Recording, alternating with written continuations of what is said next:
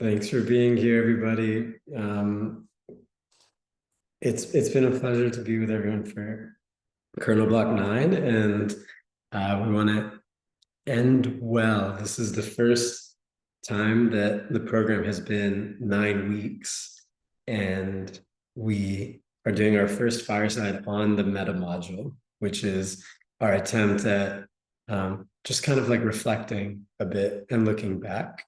And given that it is the last week of the block, we want to make it a space for that style of reflection overall. And the block began with a focus on craft and artifacts, and also on time well spent, and the way that those two things can intertwine well with one another. The pursuit of a very specific style of knowledge, and the pursuit not being an individual pursuit, but one that's done kind of within a collective environment. And to explore that further, we'll go into the module with Andy this week. Excuse me, I have a bit of a cough, so I'll welcome any help from everyone in just thoughts or ideas that you've had about your experience in Kernel, your experience with your craft, and your thoughts on the module itself. We want to make sure everyone's aware of the block party tomorrow, which is going to be featuring an open mic from anyone who wants to participate. There's 2 more slots available, and I'll put the link in the chat in case anyone wants to participate. But it'll be a really excuse me, fun time alongside this Fireside to kind of end the program well. And we always try to end alongside new beginnings. So we like to think of the Kernel block as an introduction to the environment, a way to start a long conversation. And what that continues with is KBX, or Kernel Block 10, which you'll be able to send any peers to who you think might enjoy the environment, and also you yourself could come back to participate in different capacities. The fellows of the current block are always kind of like the main focus of the program, but please know that your work and your craft continue to be a part of our focus around Kernel, and that's really a part of what we hope that Kernel can be, is a place of ongoing learning and collaboration well beyond your block. So we've seen a lot of these images, but there's some new ones that have come into the gratitude channel this week. And I just want to thank everyone who's written into the channel: Camila, Christo, Justin, Sam. There's some previous ones that were written by Liz and Rev and many others. And we just want to thank you for any little moments that you've participated in this block.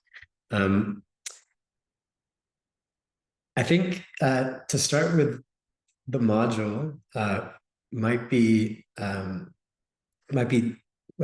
threads that I want to tug on.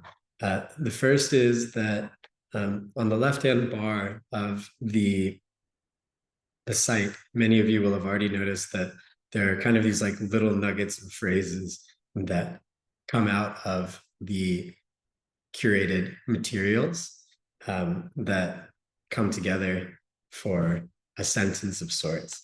And in the Mettā module, we only have curated materials, and it reads out, excuse me, school sucks, build native altars, start small, beautiful homes, realize love. And the module depends upon both an economics background and a deep background in educational theory, which is pretty par for the course around kernel, I would say, is that there's this external focus on what it means for us to be thinking about these types of educational environments beyond the pure educational spaces and into the broader world, while also recognizing that the word economics really comes from an emphasis on the home and managing the resources of a home. And so perhaps we'll have a bit of time to unpack that term. But I wanted to just kind of start there with the module. I could say a bit more, but I've already been talking for a while, and I wonder if Andy might be able to help with how this module came to be, which was only a couple of blocks ago. Typically, the course would have ended by now, and this is, again, the first time that we've gone through it. And then any voices or words from anyone else in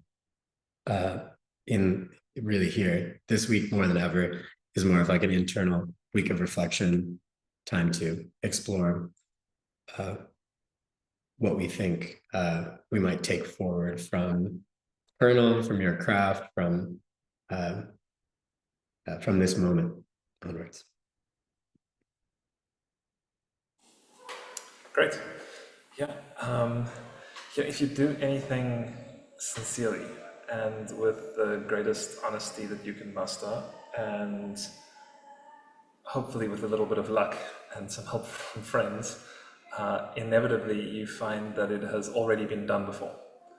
And you perhaps go and read Ecclesiastes and see that there is nothing new under the sun, and what doing something really sincerely and honestly and with a little luck and help from some friends gets you is the recognition that there is a perennial tradition, a line of song and beauty and dance and rhythm that links people throughout time. This is a favorite idea of mine from a book and a movie called Cloud Atlas, where the movie adapts what's in the book, and instead of this kind of genetic connection through a particular birthmark between all of the characters that appear in the different stories, there is a new connection through different characters that are all intertwined via beauty. And that's really where this module comes from, right? It's the reason that it took so long to make it in Kernel, because it took a great deal of conversation to even begin to identify the primitives on which the educational philosophy of Kernel is built. It began with an intuition from you and I, Vivek, about the beauty of being in dialogue, about sharing time with one another on specific topics that seem to be, of material impact in our day and age, but which had resonance with ideas from across the spectrum of human history and perhaps the more than human world. And it just takes a lot of time to find those conversations, to find the questions that are worth asking, and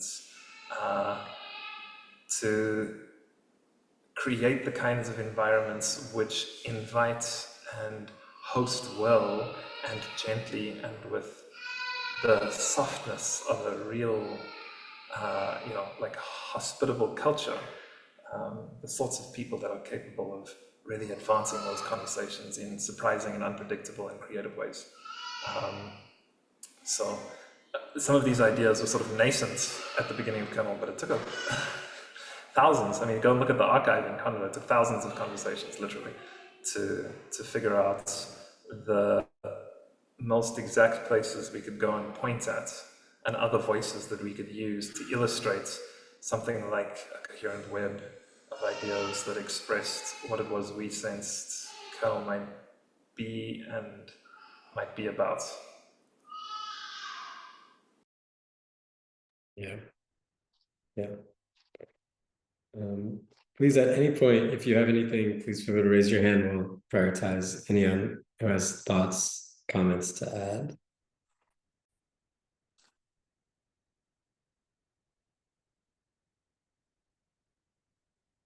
In the spirit of kind of poking at different parts of the module, skipping from school sucks, which we can always get back to. We had a lot of fun yesterday in the Learn Shark Junto. We had Winter there, and I know Winter's here today, and the word alter came up. And I hope, Winter, you don't mind me kind of like sharing a bit, but it was just a cool moment because Winter has a brand called Wimpy AF, which could mean a lot of things, and you probably already have an idea of what it could mean. But AF actually stands for Alter Flowers, and they've been doing a lot of work on altars, and this module ended up being kind of a center point of our conversation yesterday. And their work with altars was really inspiring to me personally. And this particular reading has been the one that probably stood out the most to me. There's a few quotes I'd pull out. It says, "We reason best, we exercise our innate rationality most effectively when in conversation with other people. Relationships help us realize the rational aspect of our nature. When entered into with honesty, courage, sincerity, and love, these same relationships can move us to the supra-rational, the peace which passes all understanding." So you have that section. There are some like really relevant points to us in kernel, but also, I don't know, I do think about them as it relates to DAOs in general, and about how we might be organizing differently in the crypto space in terms of like a peer-to-peer orientation. And the quotes on education it's a long one. It's one that I always struggle to say out loud because there's so much in it, but I'll try again today. It says, "Education relies on the relationship between partners who already have some of the keys which give access to memories stored in and by the community. Education relies on the critical intent of all those who use memories creatively. Education relies on the surprise of the unexpected question, which open new doors for the inquirer and his or her partner, or their partner." And then the other part, and from here I might ask Andy a bit about like native alters, like what did the word alter, how does this relate to peers? But this last quote is that creative exploratory learning requires peers currently puzzled about the same terms or problems. The most radical alternative to school would be a network or service which gave each human the same opportunity to share their current concern with others motivated by the same concern. So this like radical simplicity here. But yeah, how do you think about what's just been shared here, and also the idea of altars? And Grace, if you're willing, would be happy to have you share your thoughts before going to Andy as well. Sure. Can you hear me okay? Yes. Okay. I worked my computer yesterday, and now a whole bunch of things are working better than they used to work before. Great repair guy. What strikes me about this learning thing, I don't know if you've seen this, but it's a really great TED Talk called Hole in the Wall. And it's about this guy who puts a hole in the wall. He puts an internet and a computer and like a mouse and keyboard in this remote village in India, and goes away for 6 months or 3 months. And when he comes back, they say to him that what these kids who know nothing, right? And they were teaching each other. There was a video camera so he could see what they were doing. And they were working in groups, like an interest group, exactly what you were just saying. And they said, listen, we need more RAM and a faster internet connection. I mean, they'd never heard of internet before, right? We need more bandwidth and more RAM. And he was amazed. And he did another experiment, same guy, where he called it the grandma method, where he had like grannies in England connect with, again, I think it was people who were underprivileged in the developing world. And these kids, all the grannies had to do, "That's wonderful. What did you learn today?" And then the kids would teach themselves, and just by having a granny would say, "Oh, that's wonderful." She didn't need to know anything about the topic or about the subject matter. Um, and yeah, I was struck by that, as you were talking about learning, um, and just that desire to do things. And right now I've moved into a community, and I was doing homework with with the third grader, and she has some learning disability. I would like, and I'm not qualified at all to deal with that. And it just struck me like, what horrible torture to make her do this homework in this way. I had to sit down with her and force her through it. It was horrible. It was horrible. Um, so like those contrasts are really alive for me today. Amazing. Mettā, I saw that you came off mute. Would you perhaps have anything that you wish to add before?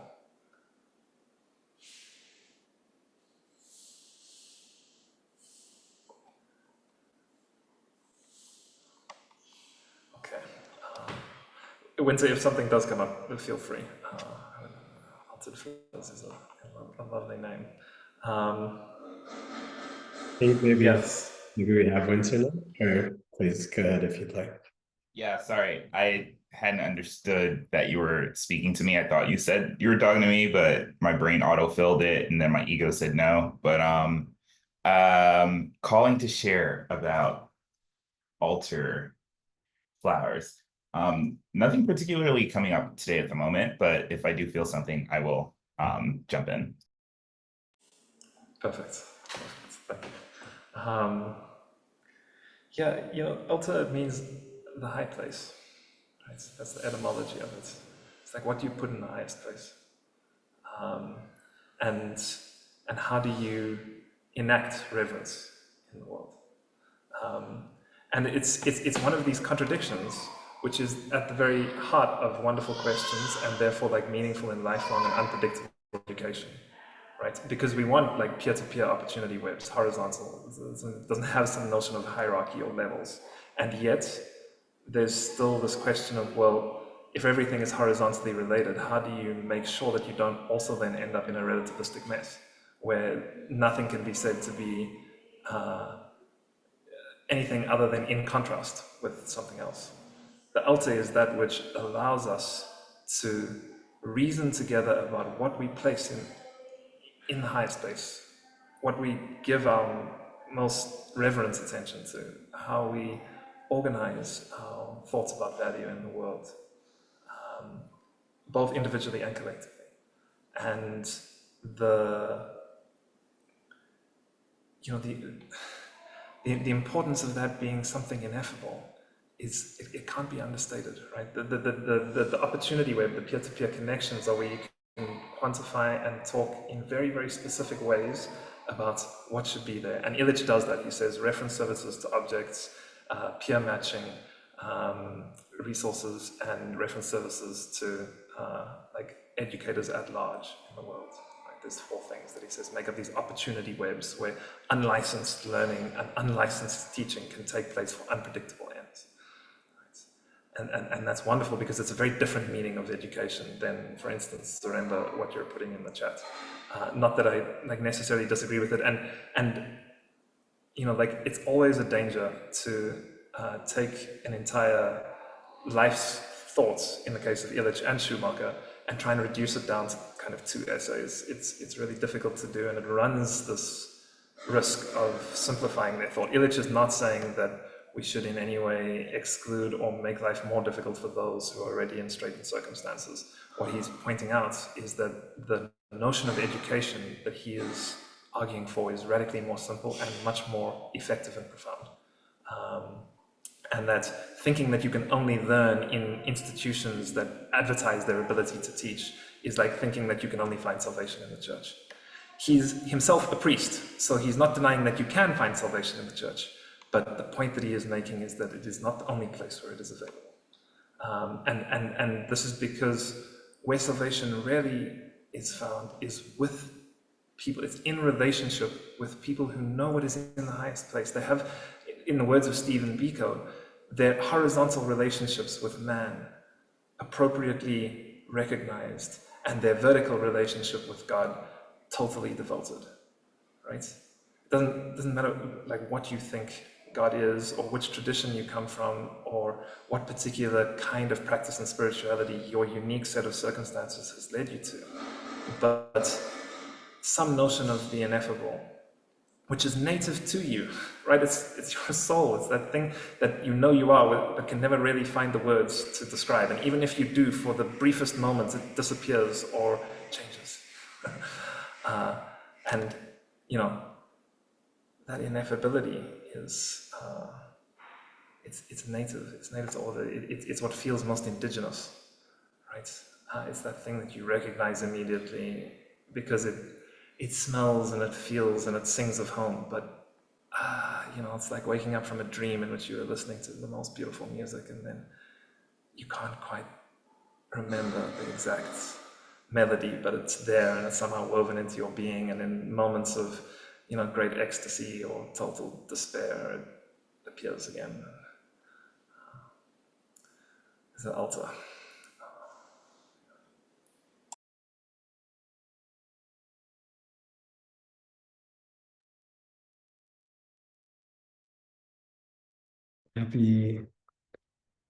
Happy still to go to Reese if you feel, or Zarenda?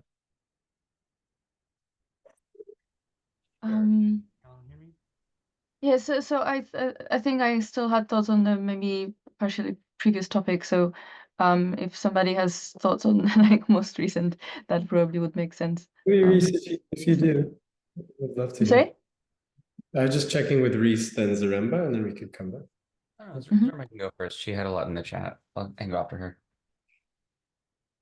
My pronouns are they them. So it's what I wrote. And that partially has been already addressed, but I'll mention. So what I wrote is that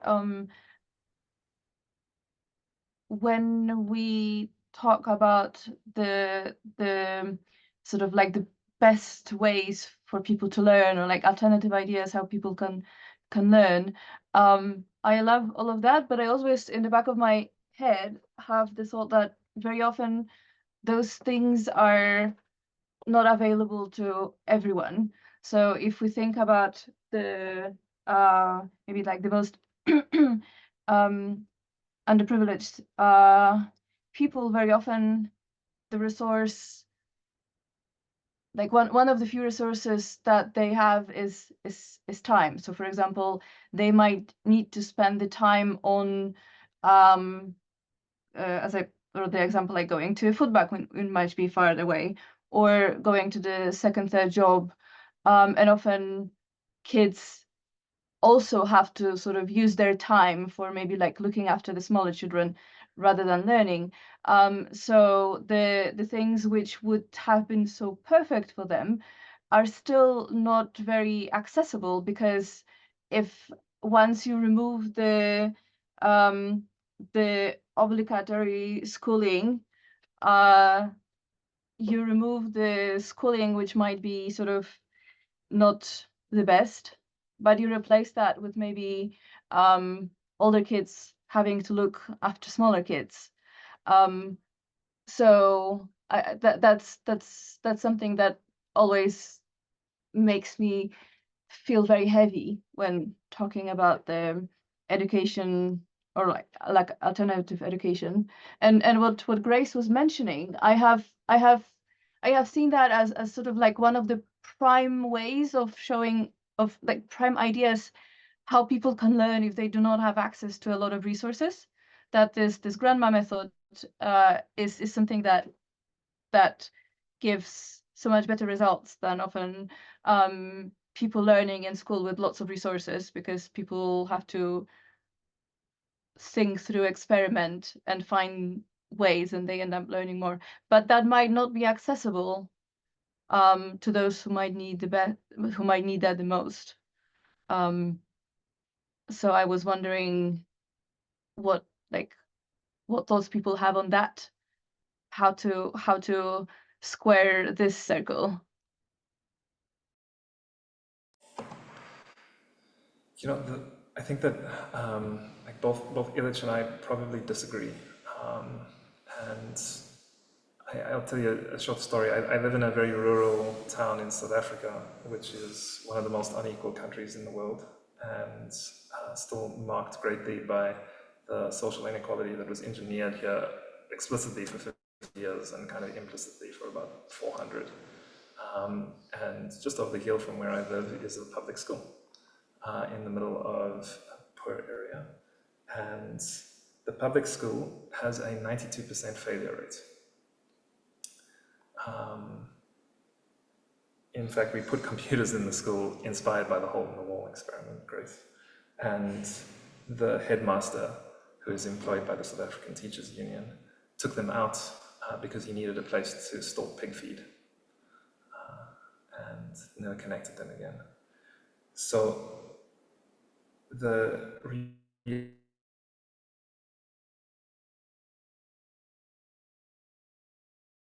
literature and what Illich is pointing out, and what I sort of quite firmly believe based on my own experiences here, because we also, as a town, started another school that follows a different syllabus and is not tied to the government or the teachers union, and has had enormous success, unsurprisingly, is that school inculcates a particular kind of dependence.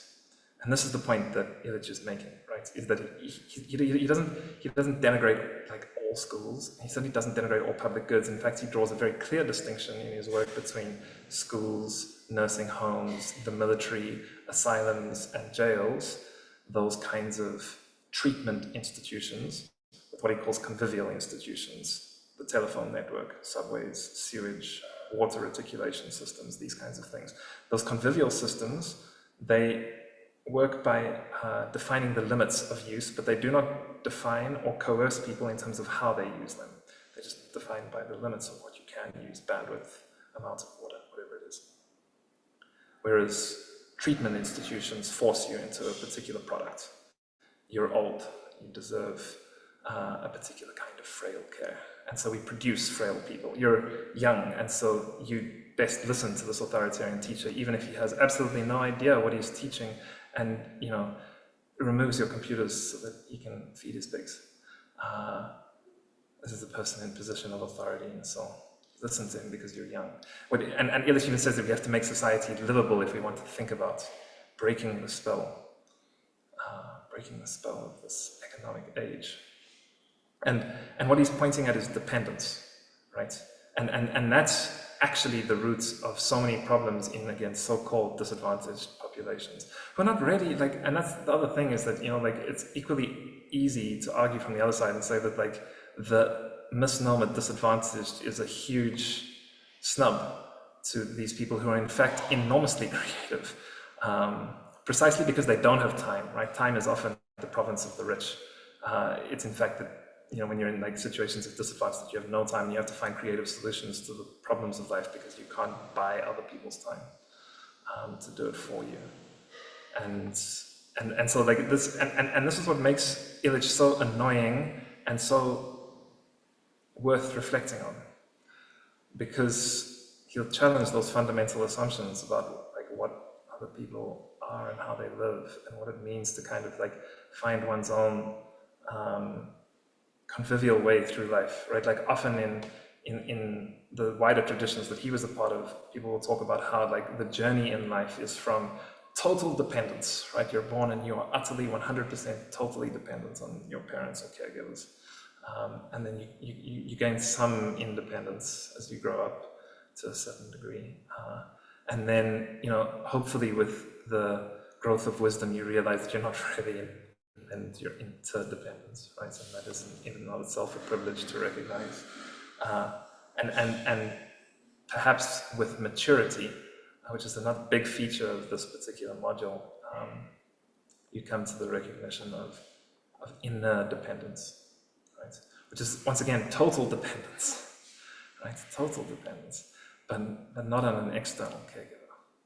Right? It's the point that Schumacher is making when he says, like, finally we must realize that there is no golden age, there never was. But that's a wonderful thing, because it means that there are people here and now who need our service. And what an opportunity that is, because you might recognize in serving others that finally you only ever serve yourself. Wow, you know. And that recognition is not the function of a, like, quote unquote good education. You won't learn it at Oxford, right? I went there and I can tell you that, sure. It's not taught there. It's not part of the curriculum that is sold by the advertising agencies of schools, because it cures the consumer, right? It's birthright. It's available to all of us, and it doesn't matter, like, one's economic position in society. And institutions, treatment institutions that inculcate dependency, right? That teach us that we have to be taught, or that buy us into the belief that peace can be bought.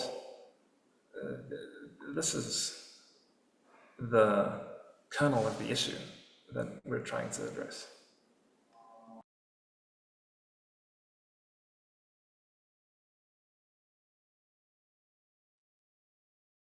Justin, Krista, anyone else? Please feel free.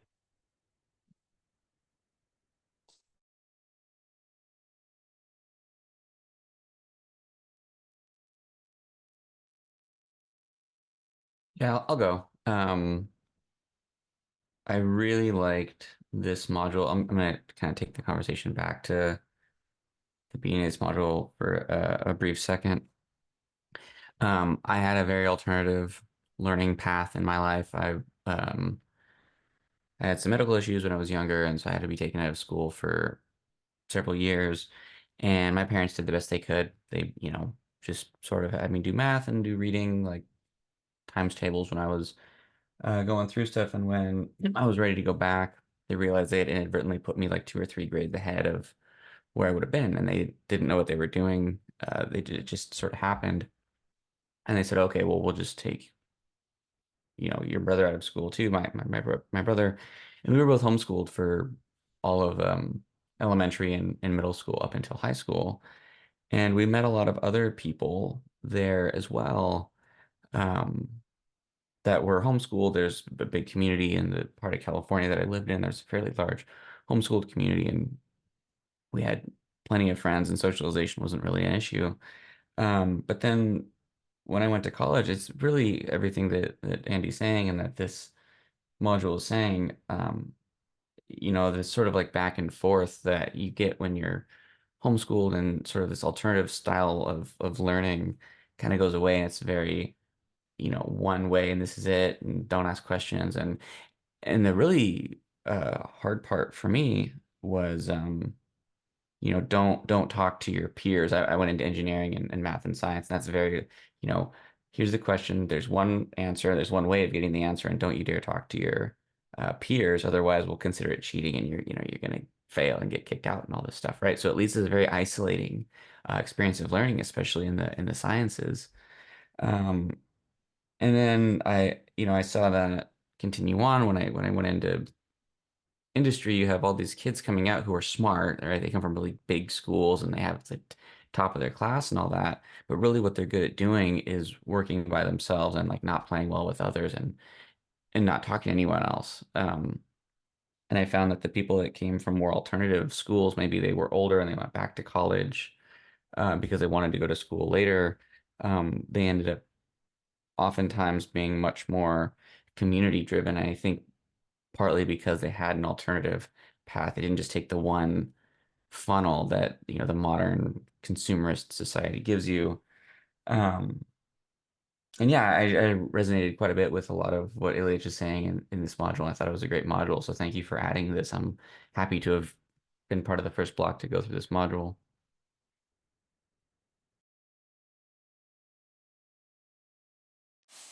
Thanks for sharing. Thanks so much, Reese. Yeah, that's an incredible story. It's good to know more about you too along the way. Perhaps just to see if Justin or Krista want to add or Anyone else? Yeah, I'd love to go. Not sure if my mic is working. Yeah, yeah. Cool. Hey, first of all, thank you all for a beautiful experience so far. I've been really enjoying the kernel experience so far. And I wanted to actually brainstorm and jam with you guys. A few thoughts that have been emerging, partly also from people like Balaji, who's talking about legacy credentials that they don't serve anymore. Let it be a certain pedigree of a tech company and building some reps in, like Web2, or having all these Ivy League kind of like labels. But then there's also a lot of like emergence, like in a way going back to older tribes, emerging knowledge. Remember during COVID, I was part of something called the Stoa, basically a lot of like Stoic philosophers gathering together and geeking out about the meta crisis. A lot of cool communities within spirituality. And I've been jamming with Justin about that as well, everything from human design and things like that. And then we have communities like Kernel, and we're about to go into like Block X. So I'm very curious if we kind of like look ahead for, let's say, the next decade or so, what could be cool credentials to assemble? What would your dreams be? Also looking at Block X, it's like a great milestone. So 10 and then the decade ahead. What do you think would be cool credentials to assemble? Or maybe we need to get rid of credentials altogether. I'm just very curious what your thoughts are.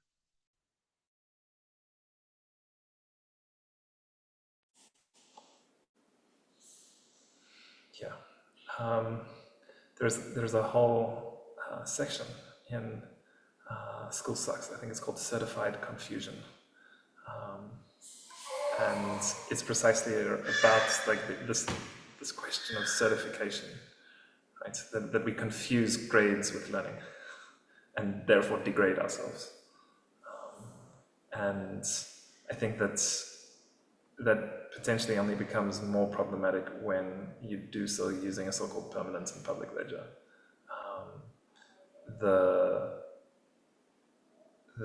certification is your own meaningful participation, right? Like that's always been true of kernel. So that's why you don't get like a certificate that you completed kernel. A, what would that mean? And B, the most we've ever done is a gratitude NFT, right?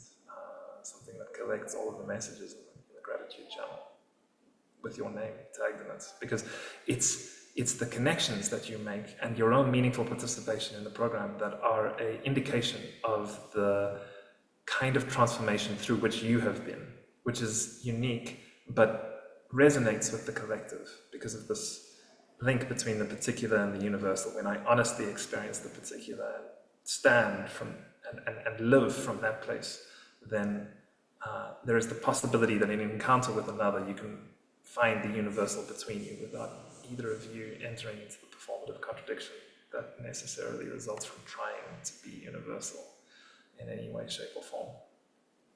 So that, to put it in a meme sense, it's the friends you make along the way. Those are the certifications, right? But anything that is legible to an institutional reading once again leans us back into treatment of institutions. This notion that you can know somebody by something external to how you relate. And there's some argument to be made that like in order to have functional collaboration at scale, you need that kind of like institutional legibility, but it's not true, not really, right? Trust scales. Trust is the original scaling technology. And the question is, how do we earn each other's trust back? It's not how do we credentialize our ways into not having to trust anybody. We can just read what the machine says and say, this person must be wonderful. They have a Harvard education, after all. Could never do anything evil. Right? Could never over-rely on a model, even if they're well-intentioned. This module is asking for something more radical than that, and hopefully in a soft and inviting way. But I think it's really worth kind of reflecting on that. Please, Justin, please. Cool. Yeah. I was gonna read a quote from within the chapter and then maybe give some thoughts on it as I would engage. And just want to say, like, this is I feel like a lot of sensitivity and tension, but I don't know. I can feel, to me, Andy, it feels like the rawness of the meaning behind the meta, like how it's just really, really alive. It feels very tangible, and I just want to really appreciate that as I listen to your responses to things. So there's a quote that's kind of long, but I'll read it. It says, education can help us only if it produces whole humans. The truly educated person is not one who knows a bit of everything, not even one who knows all the details of all subjects, if such a thing were possible. The whole human, in fact, may have little detailed knowledge of facts and theories. They may treasure the Encyclopedia Britannica because she knows and they don't, but they will be truly in touch with the center, which may also be the altar. I'm not sure, but it could possibly be. They will be in no doubt about their basic convictions, about their view on the meaning and purpose of their life. They may not be able to explain these matters in words, but the conduct of their life will show a certain sureness of touch, which stems from their inner clarity. And yeah, for me, I feel that, like, when you meet it's like the credential not being necessary, because when you meet them, because you hear in the tone of the voice, the quality of the words, or the texture of their heart, however the things may be, right? There's something about that feels there. I guess I say that because my reflection of Kernel right now is like, in the Mettā, is like, I felt a lot of pressure in the first few sections to try to build a new internet or to figure out how I was going to establish an institution in 8 weeks, or how I was going to be able to build up a new currency that based on a language that felt like the future language, to be able to, I'm like, oh my gosh, I'm trying, but I don't know how to do that quickly. And I've been doing it for years, but I really haven't. It was kind of overwhelming. And I felt kind of like a failure sometimes. Other times I felt successful for even understanding some concepts. So there's a lot of up and downs and a lot of greatness. But what I kind of come to is like, well, hey, like, maybe I've just become more human. Maybe both the grace or the humility to recognize that I don't know how to do many of these things, and then maybe I cannot, and also the sense of relationship and connectivity as I meet people who have vertical capacities that are greater than mine on a horizontal plane or level, and figure out that maybe we want the same things from all kind of different places and ways. That feels really meaningful and meta to me too. And I guess I just kind of feel, I think in the first few weeks, Andy, you were mentioning like I heard it as like a reflection on the nature of the focus of love, and some of it being kind of feeling like maybe it was, I don't want to use the word idealistic. I'm not sure what the right word would be that you would use, but something about the nature of that being so core here, and maybe a question of it. And I just want to say that's what I really do feel at the end of the module, is like a sense of self-love and love for the other, and of this body of work, and of the kind of purpose-driven nature of this group of people as we kind of go off and do our thing in the world. Like there is a trust in me that's been built to this. And I feel like that's kind of something about me feels more capable of bringing that to others, which I feel like is a core and essential learning. And that's kind of my takeaway.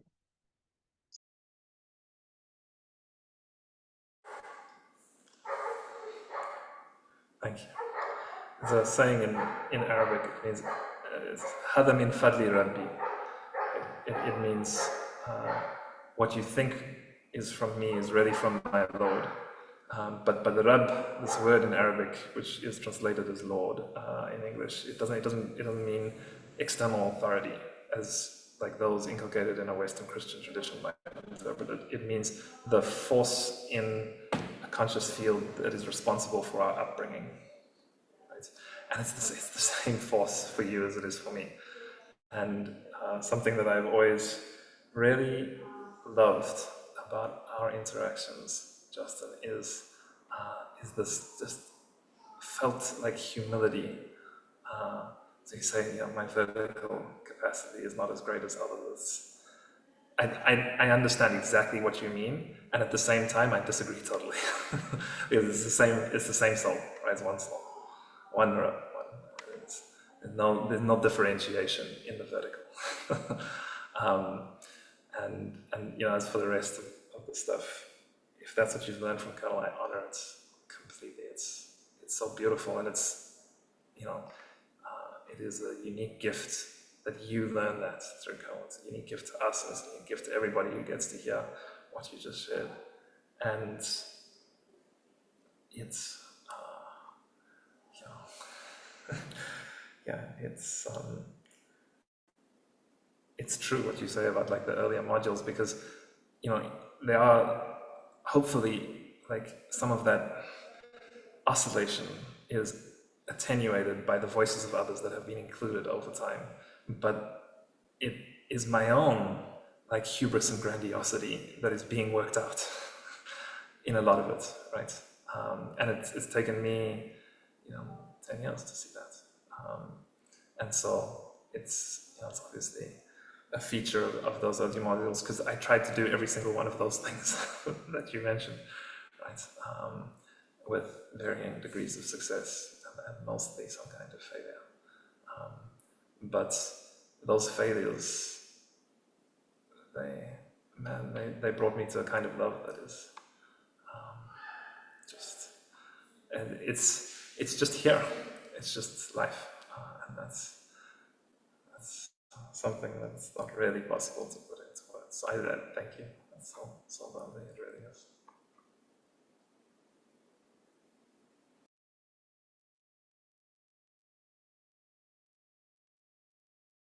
I wonder, Elizabeth, if you'd like. Yeah, hey guys. I am double tasking at the moment, so I'm not going to be on camera. But I wanted to just quickly share an experience that may be helpful to some of you or people you know. My sister is an English teacher, public school English teacher, and she co-taught last year. She was the co-teacher for the science and the math class. It's like, why would you have an English teacher co-teach? Well, because they don't have enough teachers and they needed her to do it. But what happened as a result was that the grades across the classes in both those subject areas went up at a rate that none of the teachers had ever seen before, because her perspective as an English teacher brought out a totally different set of issues and questions and things that the students could ask about than they did with the traditional subject matter teacher. And I only bring that up because it's a cross-functional learning teaching style. And it gets to this issue of, are we really comprehending what we're being taught?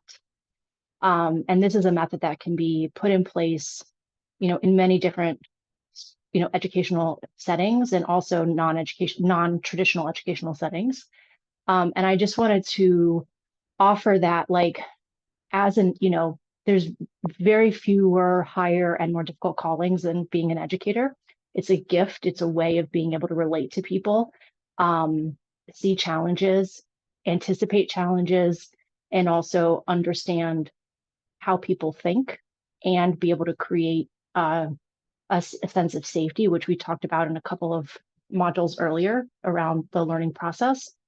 And it continues to make me reflect on how I parent my own children, how I engage with other people, how I use my expertise to support other people's expertises and not dominate theirs. And makes me really appreciative that, we are all like truly individuals, which I know we say all the time, but it's like wild how really different we all are, but how we are not different at all.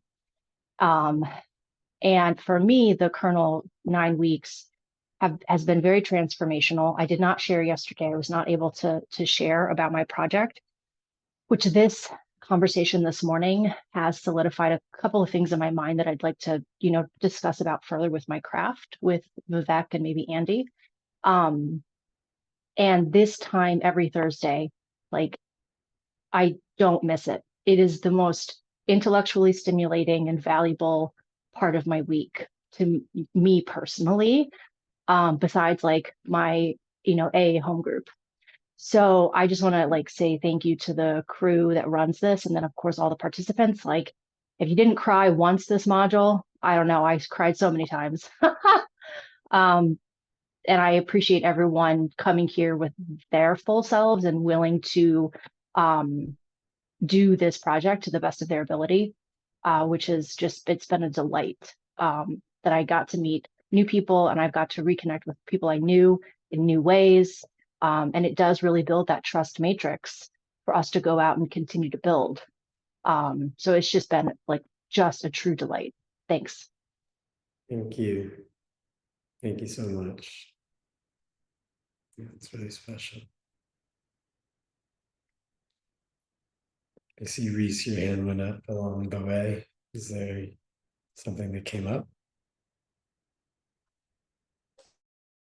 It came up a bit ago. I wanted to ask Andy some more thoughts on different types of schooling, sort of playing along with what I was saying last time. I witnessed a lot of different types of schooling because Aaliyah mentioned in the chat, she's like, oh, I'd like to see some study on homeschooling. And I realized that that's a pretty broad term. There's a huge variety of the ways people homeschool, everything from, some wealthy families would have dedicated tutors per subject for their children. And then other families went all the way the other direction and did what they called unschooling, where the child chose what they wanted to learn and there was no formalized education. And when we were younger, it wasn't obvious what the necessarily outcomes were going to be for each of those students, at least not to us as kids. But as we got older, we saw that the unschooled kids really fell behind because if they didn't have the internal motivation to challenge themselves on harder subjects, then they just didn't do it and they fell behind in math or they fell behind in reading or whatever the subject was that was difficult for them. Whereas the other students tended to excel if they had these like a little bit more formalized trainings because then they could actually focus on what they were not as good at. And then they could be really propelled on what they were good at. And so you might have them at, college level writing, but then they're keeping up at math at least because they could have more time in their day focused on math. So yeah, it felt like Ilyach's a little bit of this module tended to swerve more towards the unschooling, the learner-driven schooling, and I didn't see that work out really well for people. What are your thoughts on that, Andy? Yeah, that's a great question. Remember that Illich was a priest, not a pedagogue, right? And so there are many, many people who are more precise and probably better to turn to about like especially foundation phase or like early childhood developments than Illich. He's kind of making a point about like the structure of society writ large, and then we can dive into like specific kinds of teaching methodologies, especially in like foundation phase and early childhood. The one that I'm most familiar with is the work of Maria Montessori, just because I think that like historically she's a fascinating figure, and like if you actually go to the primary texts, they are really informative to read. It doesn't necessarily mean that like Montessori is like the way or is better than Waldorf or better than like some mix, but the point that Illich is making and the reason that he's included here rather than say Maria's lectures, which are stunning and worth reading if you're interested in like pedagogical theory. She gave like 15 of them in London. It's wonderful. And was, exiled from Italy by Mussolini, and he burnt her books. It's fascinating history. Anyway, the points that she was making, and the point that Illich makes in an even more direct sense, because he's like at the level of society, is that what is required in repersonalizing society and moving away from the professionalization of that which matters most to us, health, security, care, education, the goal is to be responsive to one another, right? So there is no single universal like pedagogical theory that will fit every single child, right? Like, I'm sure that you've seen this because you've been exposed to many more kinds of education than most other people might have. But like, some children respond really well to Montessori, and others like have a much better time in Waldorf with like a little bit more creativity and fantasizing. Others need like a little bit more like formal, and others like less so, right? The point is like, what are the preconditions required to give people the space and time to cultivate the kind of awareness which is capable of response to the other, right? Because like that's the whole thing, right? And that's a very fancy way of saying like the Buterin had this response on Twitter. Somebody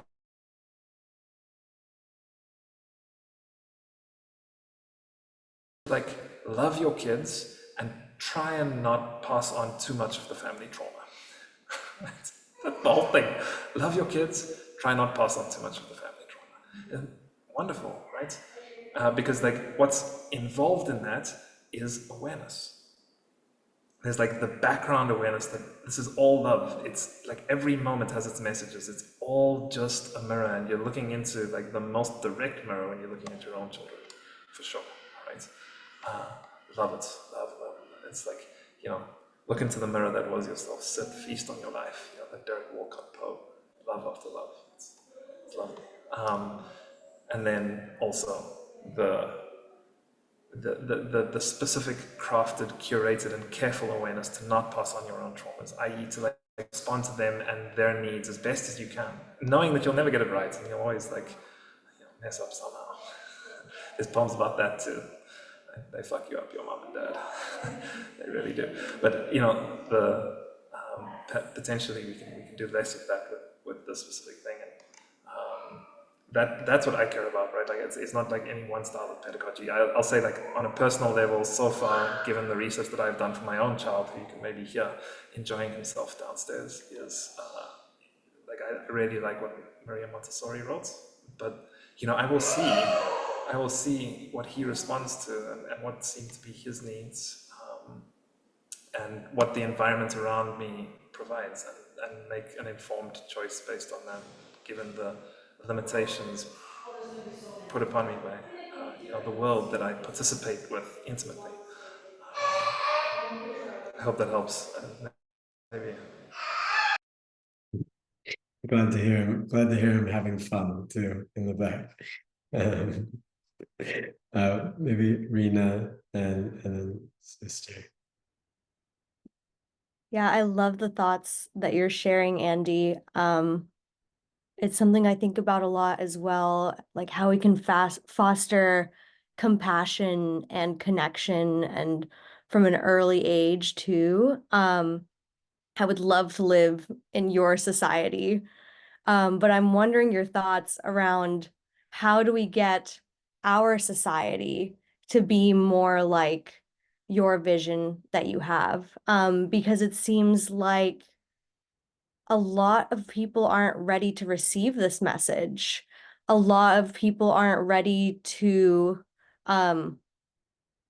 look into or understand the importance of community building and building relationships with other people and fostering a space of curiosity and kindness. It seems like a lot of society is still focused on this narrative of optimization and growth, and this kind of more, what seems to me like a more machinic perspective. Society is kind of like focused on how do we make a human more like a machine, rather than let's make the machines do the work and then we can figure out what it means to be human. And I'm just wondering if you have any thoughts of like, how do you spread this vision, and how do you bridge the gap and make people maybe see a little bit more through your eyes? How do you get society closer to a place that's ready to receive this and then implement these changes on a wider scale?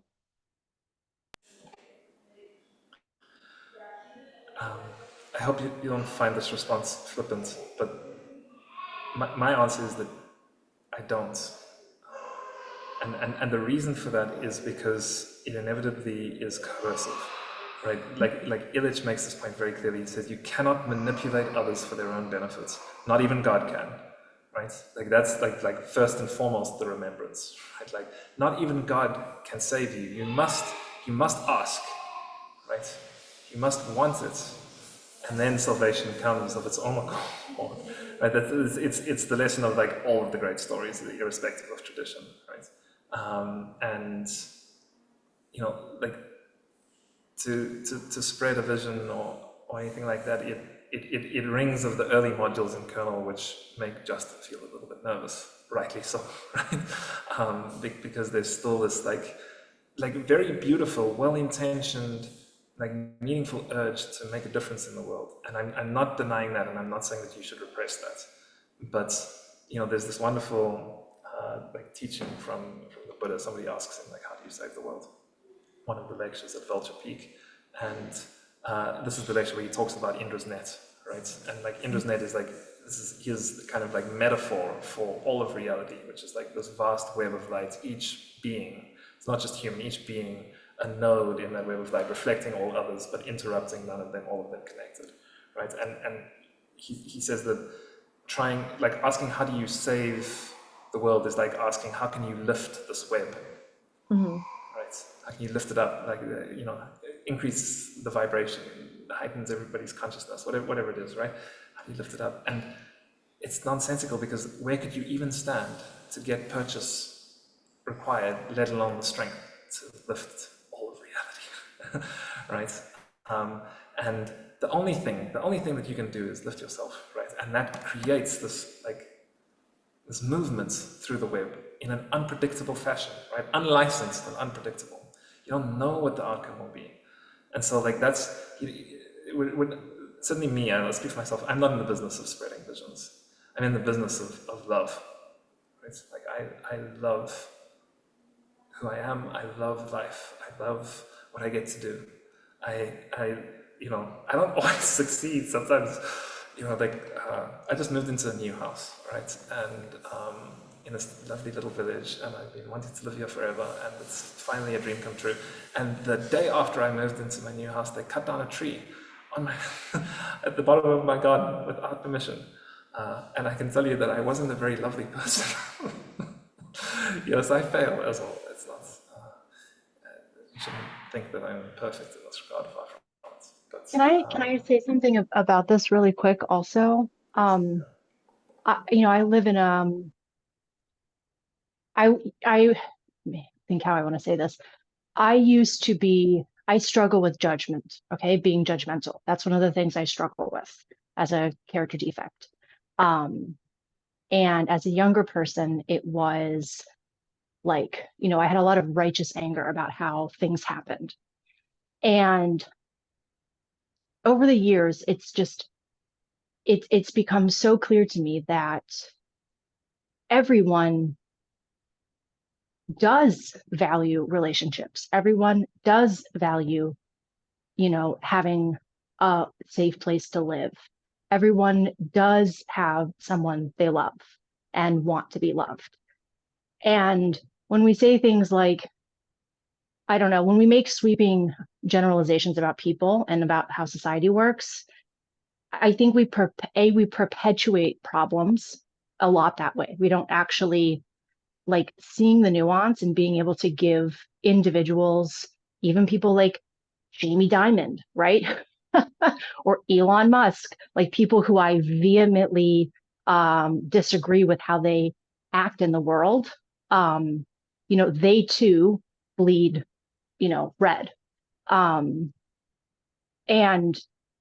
I think a lot of it starts with being able to push back against generalizations, because if we can't actually take responsibility for how we are as humans, then we can't ever allow people the space to think that they could change or we could change, right? If we're closed-minded about how other people are, then they're going to be closed-minded, right? And so, like to Andy's point that you can't change someone. We know this with our children better than anything.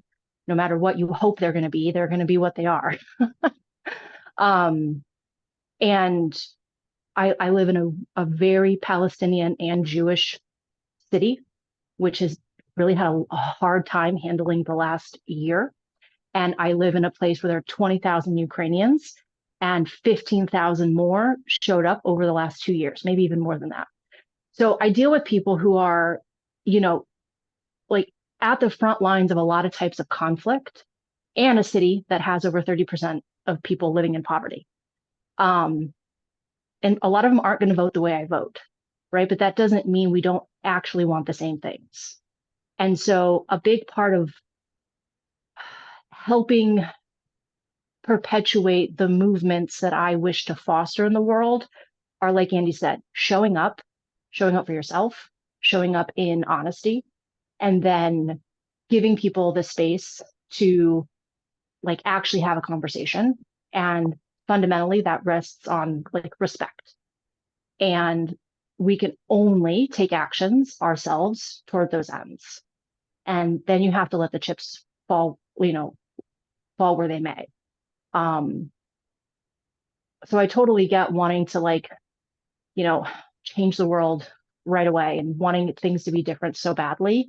And that's where like the collective wisdom and knowledge of the group, fosters that strength in me to have patience in my own learning journey. And then, for the people who I have to interact with, and grace for where they are on their learning journey. But if we don't have respect at the fundamental base of that, then, there's no hope for me and how I treat them and how they treat me. So I just wanted to offer that reflection on that point. Thank you. Thank you. Could I reply to that quickly? Yes. Yeah, please. Yeah, I really value that perspective. I do think it's fundamentally important to respect everyone. Everyone is a person, like you said, and everyone has people and things that they deeply care about and love.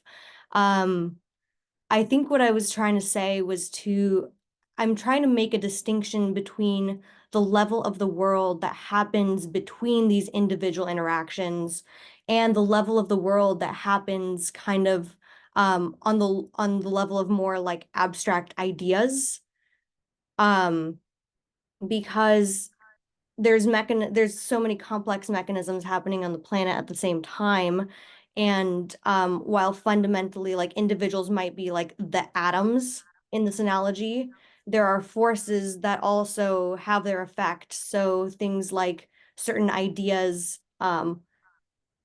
taking a hold of the world. So for example, someone like Martin Luther King is someone who is effective at spreading an idea and then caused a vast cultural change because of it. Someone like Ram Dass even, in his ability to share an idea, was able to shift people's consciousness a little bit, shift people's minds, shift the way that people see things.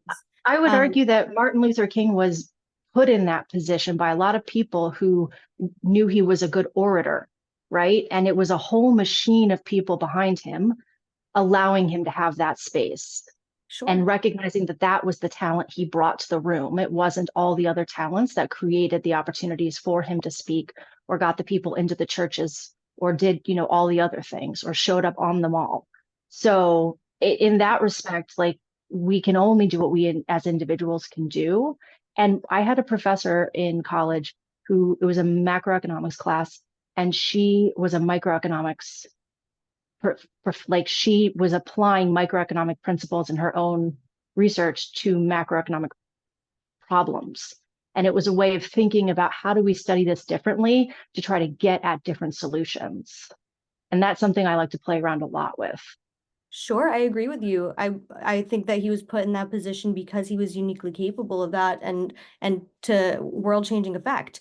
But then I'd like to get Andy's point of view because I was really interested in your response as well, Andy. And that you said that your role for yourself is only to love and not to spread. And so I'm wondering what you think about the role of people like that, like someone like a Martin Luther King or someone like a Ram Dass. Did they not lift Indra's net a little bit, or like because they we're able to cause a change through this idea generation and idea spreading process that operates on this kind of more conceptual plane that then can have maybe like far-reaching effects for a lot of people. I guess I'm wondering what you think about their role in the matrix of reality. Yeah, a wonderful question. Very difficult. Maybe you should, hop into a different. No, I'm playing.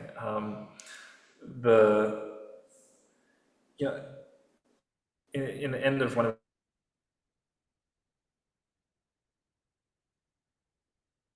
like what after like quoting Schumacher, who says what we require is trusting hope and classical irony. Trusting hope and classical irony. The thing that is really required, Gandhi says this, is a living faith in the God of love. Right? A living faith in the God of love. And if one has that, then one must respond truly and honestly to any role that is offered in life. And that's my understanding of those kinds of figures, right? Is that they were offered roles as a result of their own like efforts in the world. And don't get me wrong, like I made it like on a personal level, I made like enormous efforts. Some of which have like been legible to others, most of which have not. And so far that has proven to be a grace in my life, truly. But like if we find ourselves in roles where we do have a voice, there is absolutely a responsibility to use it and to use it well. But it's a subtle and nuanced thing to like read when that responsibility truly exists and when it's just projection of one's own desires. And that's, for me, really like the definition of maturity, which is like at the heart of this one. It took a long time for Richard Alpert to become Ram Dass and to achieve the kind of maturity that was required to hold and spread the sort of ideas that Maharaji had passed to him, right? And like the same thing is true of MLK, although the path was obviously very, very different. Mandela, you look at all of these figures, it's always the case. And so like, yeah, that living faith is what keeps you going through stroke or through whatever it is, right? 27 years in prison. Gandhi and Mandela are in the same prison in South Africa. It's now constitutional court in Johannesburg, which is a fun side story. But like that living faith keeps you going, and it keeps you able to respond carefully to whatever situation arises in your life. And like just as a random aside here, because it's kind of funny. Like in my younger years, when I was a little bit more volatile, I was a great anti-imperialist. I really, and in particular, I targeted a lot of my rhetoric at the Americans. And the great irony of it is that my very best friend in crypto is an American. He's sitting right over there. And my son is American. So I was sitting with my wife, who is also American, and reflecting on this fact with my father, who was laughing at me because he's like, after all of your anti-American rhetoric, look, you now have an American son, an American best friend. And what's more, you've become a venture capitalist because I helped a venture capital fund who's focused on Africa. And it's true, right? Like it's, and to me, it's completely gobsmackingly amazing that has been the case. Like, how on earth did I end up in a place where I have an American son and I'm a venture capitalist? But there's great humor in it, and also like irony, and then the ability to respond. Because through the irony, I see that all roles are just that, they're roles, right? But through the hopeful trust, I can fulfill that role like heartfully, wholeheartedly, and so achieve that kind of sincerity, which sort of like invites the suspension of disbelief on any audience's part. And so that's kind of how I see it. It's a wonderful question, and it's like an ongoing inquiry, right? Like I don't think that one gets to the point where you're like, yes, okay, now I'm ready, let's go save the world. Oh no, hang on, wait, that's still just ego projection. It's interesting to think about. I do have the intuition that it has something to do with more with accepting a role rather than you choosing to take on a certain role. Yeah, that two-way street. I think that's a really wonderful place to have gotten. So I appreciate the the dialogue around it.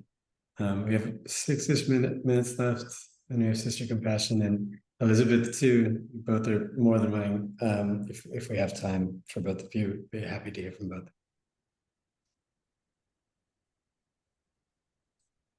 Hi, everybody. Lots of things that have been coming up for me, but one thing is this topic of structures and frameworks. So for anyone who has a background in tech, and for those who don't as well, there's so many different frameworks that people use, and it's sort of, a lot of it depends on, you know, what I think is resonating with folks and what they're hoping to achieve.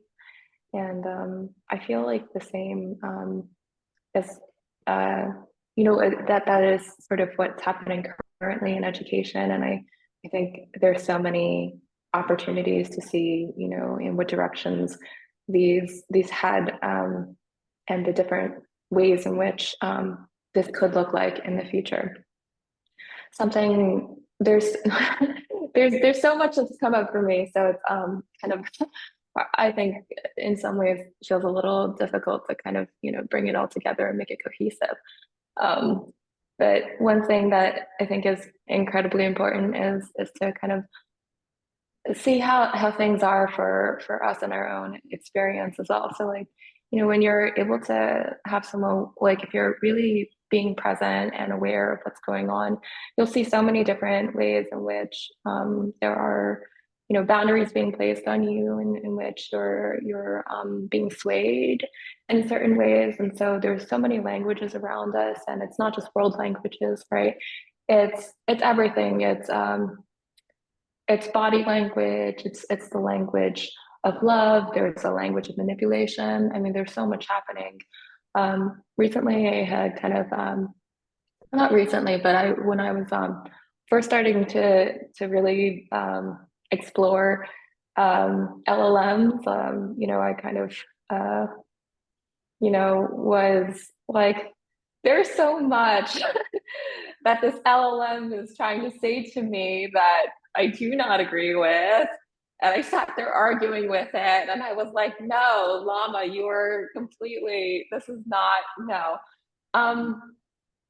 But I think what freaked me out about that was there were times where I just thought, oh, you know, if I wasn't paying attention, if I wasn't careful, like the type of damage this could do, like, because I kind of, you know, absorbed things that, you know, I wasn't really being mindful of. And then to think, if you can sort of take that back to when you were, you know, first coming into this world, right? And, you know, you're open and, you know, just learning about everything. And right in the beginning, you're just being bombarded with all of these ways of doing things and all these things that you're supposed to be learning. You know, everybody wants a piece of you. So it's like, you know, you have you know, the different entities that are not only vying for your time, but, you know, telling you how to be and to live in this world. And that could be any community that you're part of. There's so many entities, you know, but there's like family structures, there's, you know, the world of business, there's, you know, government, education. I mean, a lot of these are related too, and culture, but it's so important though, I think, to consider that and how that affects us. So, you know, when we talk about education, I think a lot of people are thinking about, you know, education in I don't say the traditional sense, but like public versus, you know, charter versus Montessori or Reggio Emilia or unschooling and that type of thing. But there's really all sorts of different ways in which we're being educated. And so, you know, that is something, you know, I think is very important. Something that really shocked me is when I went to, I had mentioned this to a few people because of how transformative it was for me, but I stayed at a monastery for a month. And I noticed something really incredible about some of the folks who have been a part of that space. And so my friend Adia, it was so funny. I kind of came in one day. She saw me one day and she said, "Meg, are you okay?" And I said, yeah, I'm fine. You know why? And she goes, you look a little frazzled. And I said, oh, am I? And she's like, I think so. And she's like, I've been coming to these for because during that month I was part of 2 retreats that I attended. And she said, I've been going to these retreats for years now. Now, just for a little background, her parents were both originally so they're practitioners, and she was sort of, kind of, exposed to that at a really young age. So she had been going to monasteries since she was very, very young. And she's so grounded. And I also noticed that there are these young kids that their parents sort of, kind of had explored Buddhism a little later in life. But they're bringing their kids from a very young age, or, since they're babies. And these kids are also just so well grounded, and they're so aware, they're so just, and it just made me, that's something that, I've also been sort of unlearning a lot of things that were maybe focused a little bit on, the different things that happened in my life that made an impact on me, and what does it mean to let go? And so that is a type of education in and of itself. Yeah, I think that was a really prescient example. We had a lot of specific comparisons of different educational models, but to think about the different forces was really important. Sister, thank you. A bit mindful of time. I feel like there's so many threads, but that's how this goes. The stream of Fireside. Andy, anything you'd like to end on? I have one quote. Yes, very briefly to say that, again, the second to last piece, we haven't discussed realized love today, but that's wonderful. The second to last piece, Beautiful Homes, ends with this notion that the same way that the learn track ends, right? That the language of the good is the language of self-imposed limits, precisely because frameworks proliferate forever. And there is any number of ontologies, any number of ways of knowing about the world is just one way of being you. So, and it relates to realized love precisely because what is most important is what is not said in these environments, right? I prostrate to Gautama because he taught the relinquishment of all views, right? The relinquishment of all views, all of the ontologies, all of the frameworks, they're useful in any number of different contexts, in any number of different ways. And we go through life and we're bombarded with all of these waves all of the time. And if we're really lucky, maybe we'll find somebody who tells us, look, there's the spirit of the gift in the world. Look at that. Look, the spirit of the gift is an incredible thing. Every moment is a gift. And you're like, wow. Every moment is a gift. Sounds so lovely. And then you start trying to practice that. And you think about all of the difficult stuff that has happened, all of the ways you've suffered. And you think, wow, those were gifts too? Like how? Show me how. Someone explain to me how that night or that experience was a gift. And eventually, you reach this place and I prostrate. I prostrate to whomever. You don't even need to give it a name because it's the relinquishment of all views. That's love realized in the world, right? And it allows me to respond wholeheartedly to each role that is given without there being sediments left over afterwards of resentment or of happiness necessarily, right? They just flow with the world as it is with the wave. I'm not like impacted because I am the wave itself. That's like love realized in the world. It's what we don't say. We don't say exists or doesn't exist. We don't say me or we. We don't say is or isn't. Relinquishment of all things. Thank you, Andy, for being here. And Elizabeth Kuka, if you're willing, I think the quote that you shared was a beautiful place to end, and I know you just responded to Rena in the chat. I think that your voice might help us end as best as possible. Oh, thank you. Okay, this is a quote from Diane Duane from So You Want to Be a Wizard. Believe something, and the universe is on its way to being changed because you've changed by believing. Once you've changed, other things start to follow. Isn't that the way it works? Thank you. Thank you, thank you, thank you. Thanks to everybody for sticking around as well, fit past the 90-minute mark. Take very good care. We're here for future conversations, for the slow crafting, and we'll be in good touch, I'm sure. So take care. See you soon. Thank you. Bye, everyone. Bye, everybody. Bye-bye. Bye.